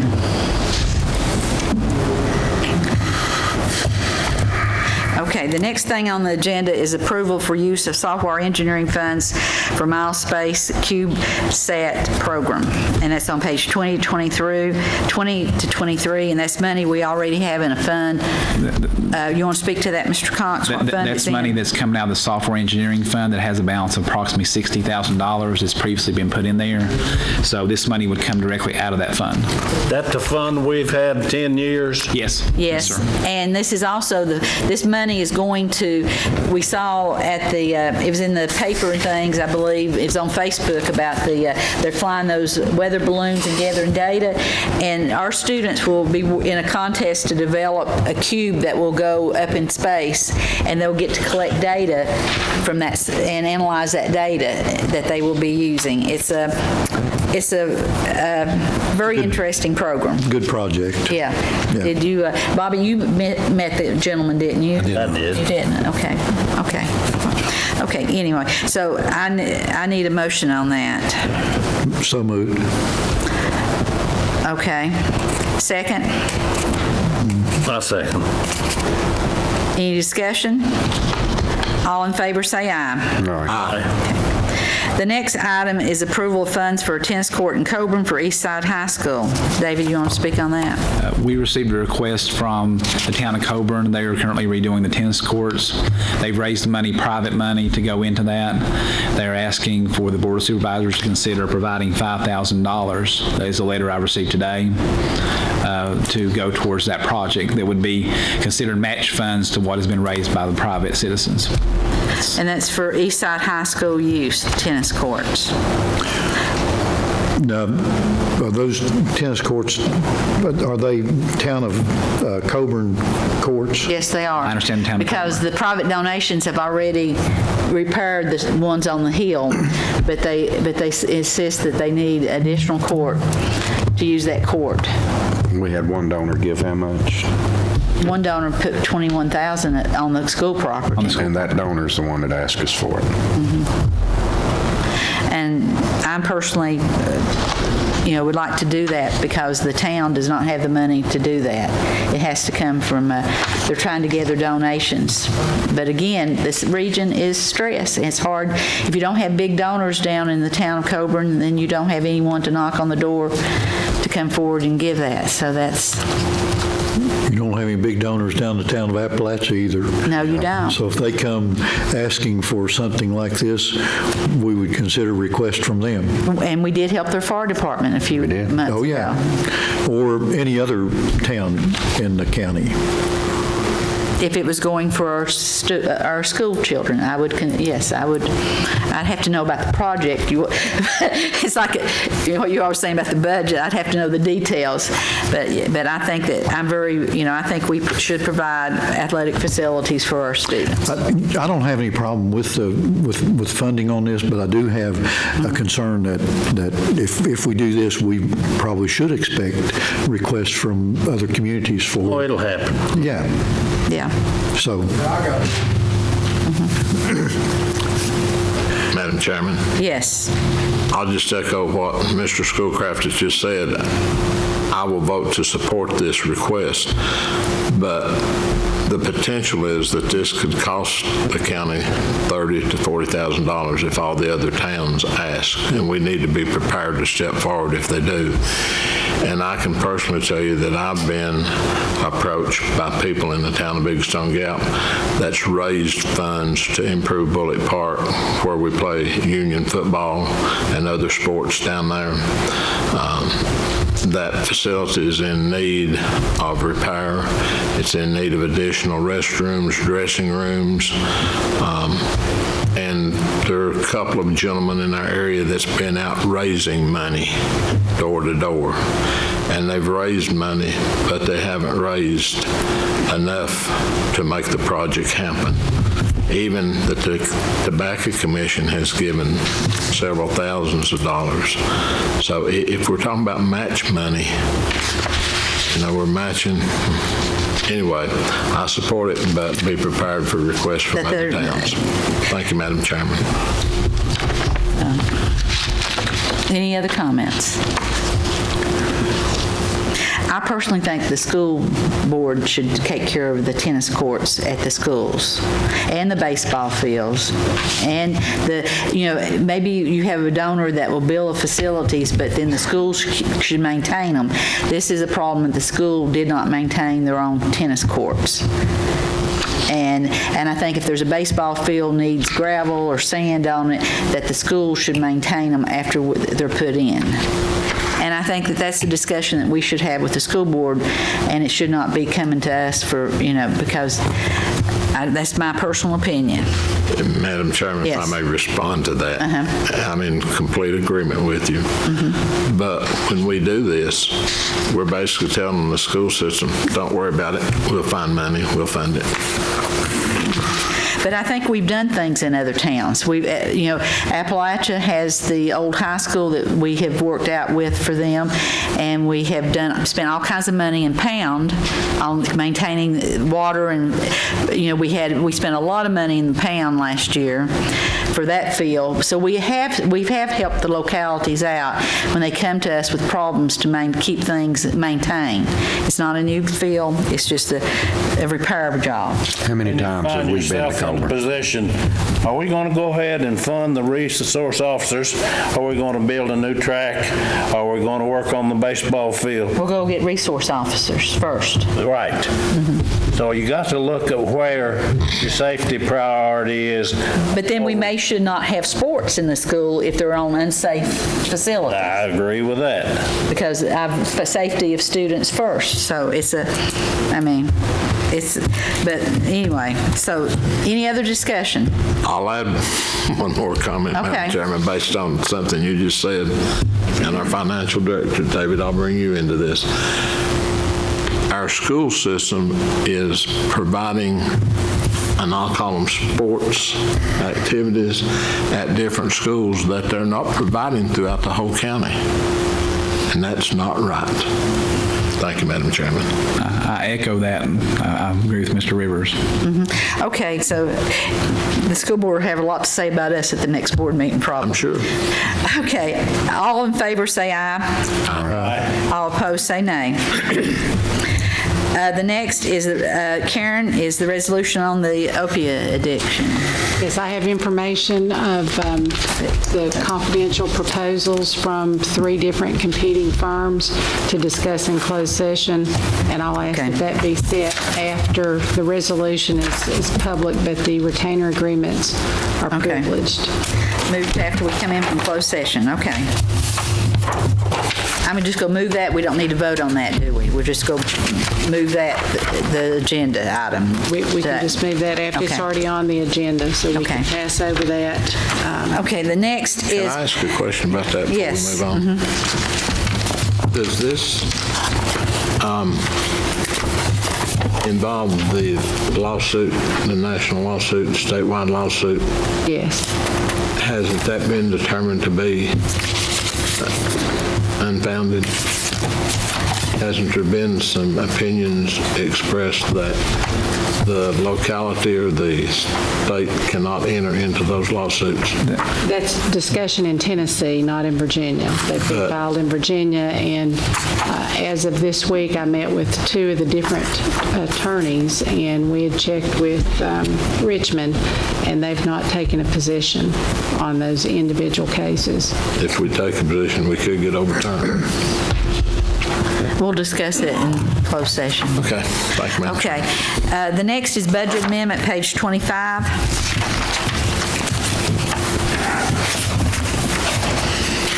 I need a motion. Motion to approve the budget amendment. I need a second. Second. Any discussion? All in favor say aye. Aye. All opposed say no. The next is our appointments on page 26 and 28. And we only have one Lenawisco Board of Directors. It's a District 3 appointment.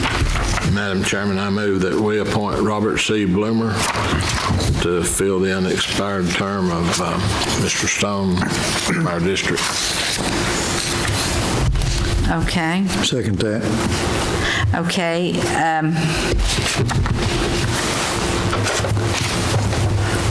Is that by nomination, Karen, or is that? It's an appointment. Appointment, okay. Okay, then. All in favor, say aye. Aye. All opposed, say nay. I was trying to see. Okay, then the next is the electronic participation policy, and it's attached, page 2 to 5. Is that the new handout? Yes. Okay. I think it's also in your packet under information only, and then we realized that we hadn't made it a voting item, so that's when Annette sent the email around. Okay. Those are the same. And that's just it's a required policy. If the board wants the option of allowing the electronic participation, you have to have a policy that sets out what those terms would be and how it would be implemented. For example, if one of us were gone somewhere, we could participate electronically in a board meeting. Right, there are certain conditions you'd have to notify your chairman. The chairman would have to prove that. When the meeting took place, there would have to be a quorum. You would have to have the ability to hear everybody speak on your end, and they would have to have an opportunity for the public and the board to hear you from your end. So we'd have to set up that communication so you could not be able to hear everyone there. So those things would have to take place. There has to be a reason that is justified to the chairman that's set out under this code section, and the policy mirrors that code section.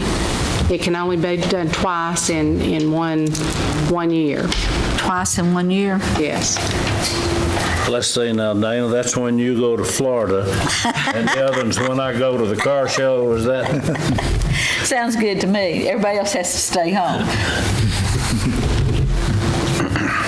I've been in situations where this was necessary And I think not been able to do it. Part of the reasons is if there's work issues, if there's sickness, if there's just an inability, if you know in advance, or if it's an emergency situation. So there's allowances in here, and then that would have to be approved by the board after the chairman gives an initial approval. So sooner or later it'll happen. I'll make a motion that we approve this policy. Second. Any discussion? All in favor say aye. Aye. All opposed say nay. Okay, the next item is to change the May board meeting to May the 3rd, if that would be possible, because we'll probably end up having to have 2 meetings in May. Is that what our plans were, or 2 in June? if we're able to do the budget at the May 3rd meeting, and that was a request that I was going to ask the board would consider the May, we would have time to do the budget public hearing at the June meeting, and then we cannot adopt the budget for another week after that to set a meeting near the end of June if we're not going to have a July meeting. That was something that's happened in the last 2 years, is that we meet that last week of June, and then we're not, we're not behind on any payments or any kind of obligations. That's always been a very light month. If we, and we have to advertise the budget a certain way. So May the 3rd would work if the board would allow us to change that date. That's the first Thursday. Yes. So do I hear a motion on that? I move. Second. Okay, discussion?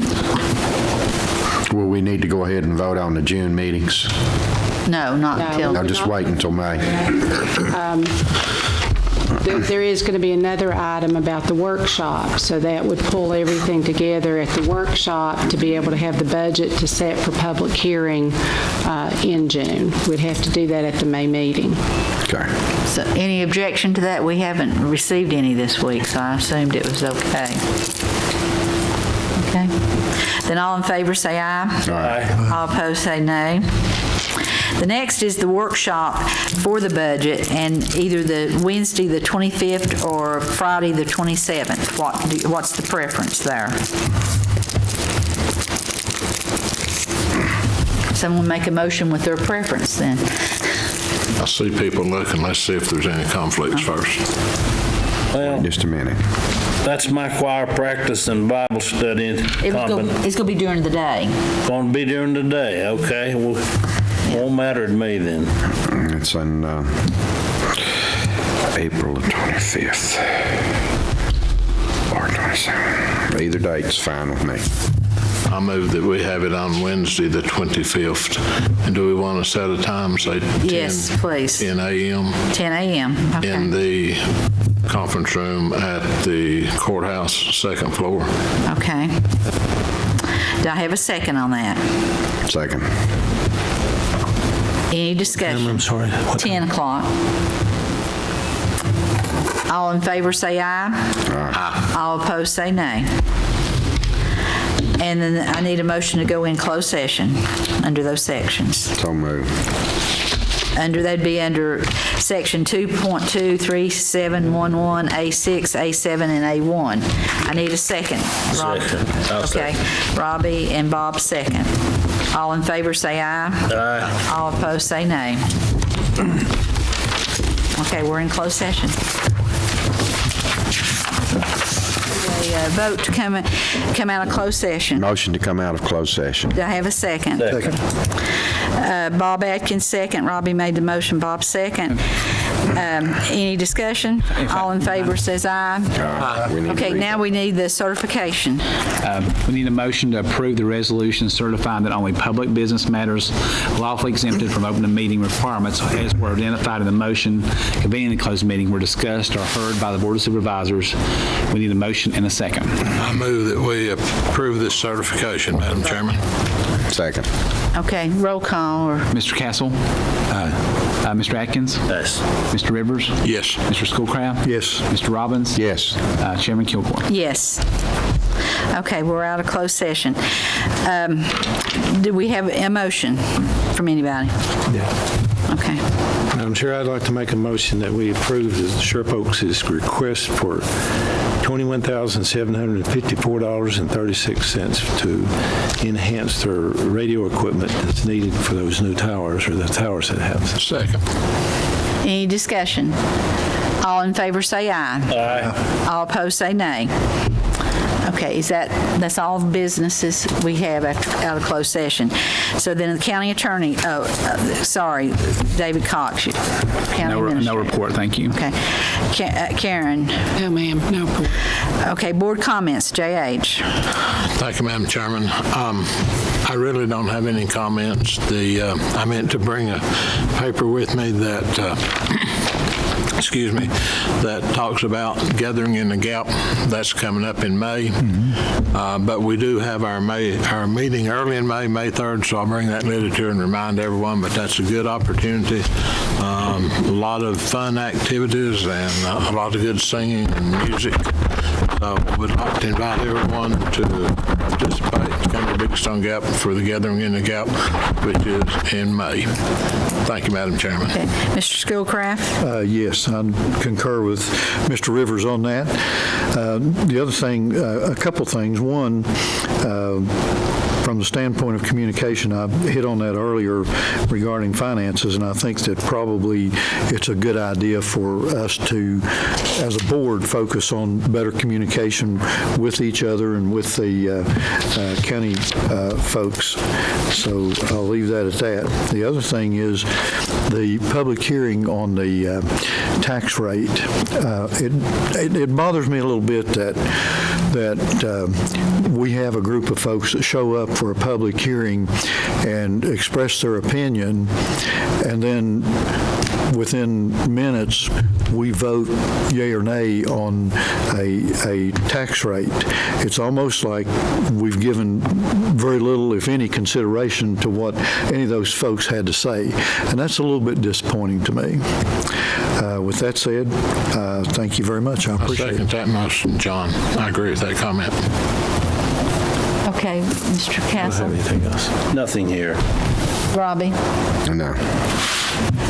Well, I'll add one thing. I had phone calls, even this afternoon, phone calls saying that they supported, that they knew that I was probably very upset about having a tax increase, and people called to say, Dana, you need to do what for the best for the county, and you have our support. So I had gotten, you do the best you can. You know what the finances are, and you try to make these decisions. But that's I think we listened to them, and we didn't take any of it without. It was all we thought about it, and none of us wanted to do it. Let's face it. It was not something we wanted to do. I do have a comment. Yes, then. I guess I've been on the board a little while, and one of the first things that really, really bothered me was, and I made a big to-do out of it, was when we had to set a tax rate before we knew what the budget was. And I didn't understand that, and I did not understand that we couldn't get a budget because of all the information that was lacking.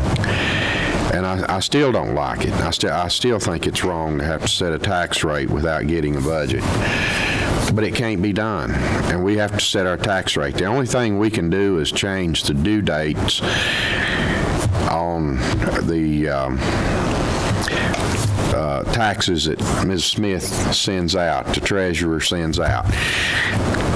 Then what we do is that we make everybody in the county have to pay all their taxes right close together instead of breaking them up, because at one time we did have all the taxes due in December, and everybody had to pay it. We had plenty of time then to get our budget and everything together, but in December you had to pay all your taxes. And that is really a bad month for a lot of people to have to pay their... Christmas sore spot. Yes, and people commented on it a lot. Yes, so we do have a choice. We can go back and we can set all of our taxes due in December again, or we can make the best guesses possible on what we think that has to happen. Now, we can correct that. If that was a mistake, it can be corrected next year when we do our tax rate. And if I find that we're not using the money that was supposed to be done the way it was, then I'll make a motion that we go back to 60 cents. But in the meantime, we have to make the best judgment based on information that's available at the time, or we make everybody pay their taxes when they don't really have the money to pay them. And that's the choice that we have to make. Madam Chairman, may I ask a question, and yes, anyone here can answer it? Listening to what Mr. Robbins said, he would back the tax rate back down to 60 cents. But if I heard this motion right, and Karen, maybe you need to help me, but part of my understanding that any surplus money from what we did tonight was going to go in to pay off that school debt. It wasn't going to next year to emergency say, well, we don't need it. We're going to back the taxes down. That's not my understanding. We're going to keep that money to do a specific thing with it. Was that part of that motion? We'll have to listen to part of the public, it was sent out that what this tax increase was for. That's not I don't know what was said and what was in the newspaper. I'm not sure that it is, but Robbie dwelled on it a lot and came back to it and came back to it. I'm not sure if that was part of the motion. That's my question. Is that part of the motion? Because it was, my understanding, that was the intent of the people that voted for that tax increase. That was my intent. But I don't think we included. We didn't include that as part of the motion. I don't think so. I don't think it committed the money to those purposes. I think we talked about public safety. It didn't commit the money. We can't commit the money till we look at the whole budget. That's it. I mean, that's the best guess. But that's what, We didn't commit it. I'm opposed to the tax increase, but if there is surplus money, which I think there will be, I want to know that it's going to go for that specific person. That's it. Purpose. Well, if that's it, should I make a motion now? We won't even know what's going to be a surplus. I think it's out of I won't know, but my motion would be, if there is a surplus, this is where I want it to be designated. You can do that. We can do that next month. At the budget? That's the way we get through the budget and get us a budget, and then we can make that motion. But let's do the budget. So then I have support from the ones that voted for the tax increase, that's where they want that, if there is extra money, they want it to go to school debt. School debt, but emergency services goes first before school debts if we need it. For that was safety. both of them. Those two. Okay.